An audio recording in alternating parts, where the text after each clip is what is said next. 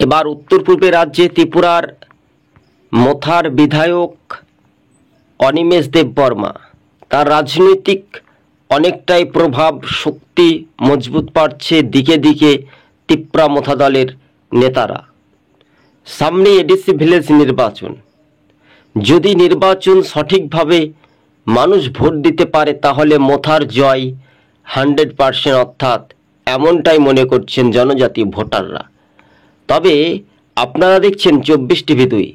হ্যাঁ দর্শক বন্ধুগণ, আমরা যখন এই প্রতিবেদনগুলি তুলে ধরি তখন এবার বিজেপি বিশেষ করে তারা এডিসি ভিলেজে কোনো রকমের ফ্যাক্টর হতে পারবে না, কেননা মহারাজা প্রদ্যুৎ কিশোর দেববর্মার দাপট স্পষ্ট তা প্রমাণিত হচ্ছে। তাই দিকে দিকে এবার মোথার রাজনৈতিক ভোট ব্যাংক আরও বাড়ছে। আগামী দিনে মহারাজার দল কিন্তু একটা ব্যাপকভাবে কিন্নিকার হওয়ার সম্ভাবনা বেশি। আগামী দিনে সরকার গঠন করতে চলেছে, শুধু সময়ের অপেক্ষা।